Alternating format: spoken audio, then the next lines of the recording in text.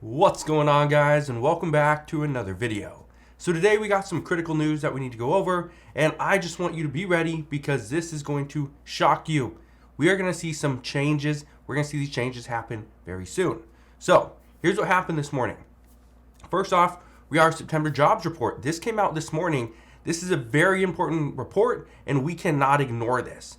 And the reason I say this is because this is what the Federal Reserve is going to be looking at. They'll be looking at this report when they decide how much of a interest rate hike they are going to do in their next meeting come November. So I want to break down those details. Now, first off, if you are a viewer to my channel, you probably realize my voice sounds a little bit different. Yeah, I think I'm getting sick. I think I have a cold now. So just bear with me, but I promise I will be here every step of the way. Here's what's happening.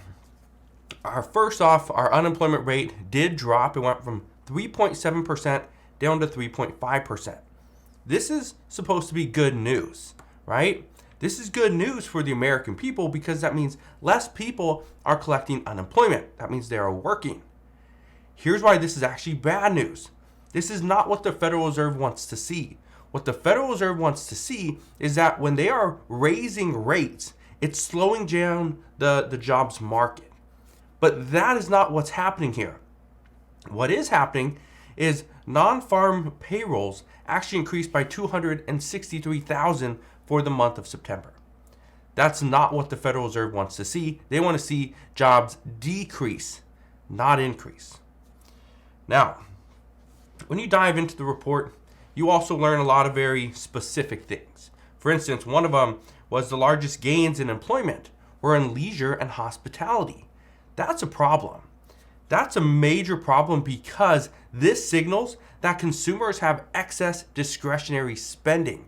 When they're spending money on hospitality, restaurants and bars and things like that and leisure, that means we have extra money that we can spend. That's not what the Federal Reserve wants. We also know in September, employment in healthcare rose by 60,000. This actually brings healthcare back to its February 2020 levels. So good news there, they're back to pre-pandemic levels there. Now, here's the big thing, and this is where the Federal Reserve is really going to look at this. And it comes down to wages, because we saw additional growth. The average hourly earnings for all employees rose by 10 cents an hour, or 0.3%. This brings it to $46 an hour. Now, over the past 12 months, this amounts to a 5% increase.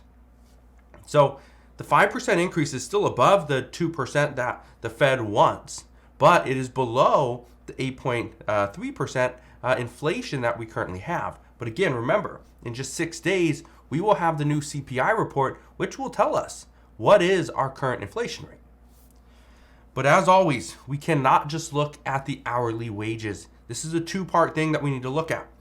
We also need to look at the average work week for all employees. Now, this past month, non-farm payrolls stayed the same at 34.5 hours per week. Now, this is the fourth month in a row that we have seen the average work week not change. So it's very interesting what's happening here is people are not working more hours, they're not working less, they're working the same, but their wages are slowly ticking up. Now, for this reason, and this is why this is so important in conjunction with the average hourly wages, it's simply because the Federal Reserve wants to see Americans with less money. How do you accomplish this? Well, it's actually accomplished in a couple different ways. One of the ways that this could be accomplished is even in times when we are seeing wage growth, if we see the hourly work week get reduced, that means the American people might have the same amount of money, if not a little bit less. So if we are seeing wages still continue to rise, as long as we see the average work week decline, that's actually good news for the Federal Reserve. However, when wages are slowly ticking up and the average work week stays the exact same, this means there is some growth, which is not what the Federal Reserve wants to see. And even Bloomberg predicts that the Federal Reserve is going to raise rates to about 5%. And they must do this in order to avoid a wage price spiral. This is something that we've talked about multiple times here on this channel. A wage price spiral is something that we must avoid, and if we can't avoid this, we will likely see the Federal Reserve come out. They will raise rates beyond what anybody has even imagined, which would likely send the economy into a almost immediate recession. So it's not good news if that is to happen. But again, we cannot afford a wage price spiral. And if you're not sure what a wage price spiral is simply where wages go up, right? We'll start with the product itself. Products, we see inflation. Let's say you're going to go buy a new MacBook, right? It costs you, let's say, $2,000. Okay, it costs you $2,000 for the MacBook. Well, if wages are right there, what if we see additional inflation and the MacBook now costs $2,100? Well, we need to bring up our wages to match that, right? So we bring up wages to match that. And now it's like, oh, wages increase. We should probably increase the price of that product. So it keeps going up. Product increases, wages increase. Product, wages. That's the wage price spiral. Now, obviously this is something that we've been looking at over the past year, but it is something that we continue to look at because the Federal Reserve, if they see that, they will most likely act immediately. Now, here's what you need to understand. When the Federal Reserve comes out and raises rates or just hikes rates immediately and puts us into an instant recession, that's not going to be a good thing because the American people are going to lose their jobs, right? But even though people losing their jobs is considered a bad thing, there is a silver lining here that I think most people don't realize. And I want to address what that is because I know a bunch of people are right now in the comments, maybe not in this video, but in previous videos, have asked, how do I make myself irreplaceable? Well, here's how. When companies begin laying off employees, this is a signal that they are looking to downsize. However, they do not want to lose and be less profitable. They want to be more profitable, but downsize at the same time. In this event, employers will keep these employees that can take on multiple positions, multiple responsibilities. They will keep employees that are very difficult to replace. They will keep employees that have shown to bring in much more money than they cost. Now, what is the silver lining here? Well, be one of those employees.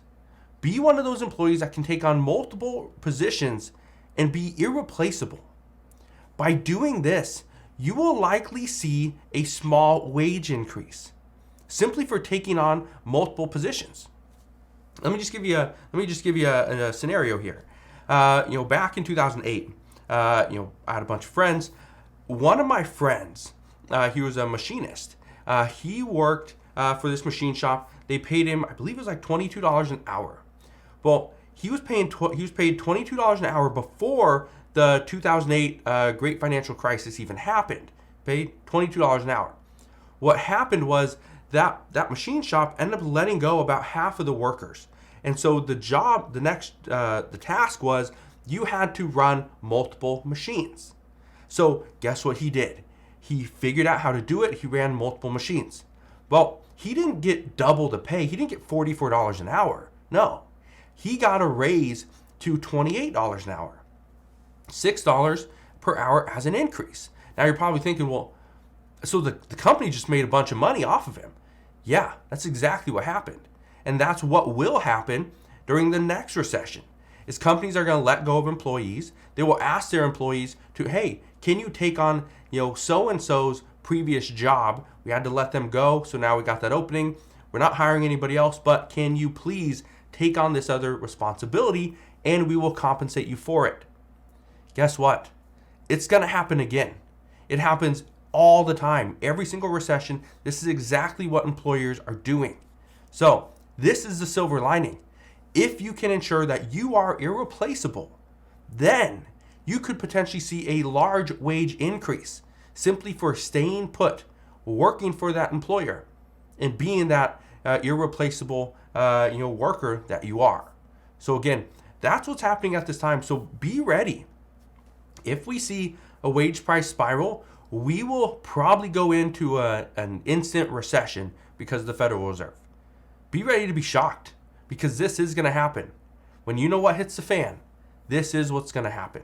Okay? So just wanted to fill you in on what's going on as of today. Again, the jobs report, it looked like it was good news because unemployment went down, but at the same time for the Federal Reserve, when it's good news, it is actually bad news. So again, thank you guys for watching. Have a wonderful rest of your day. Consider subscribing, and I'll see you guys on the next one.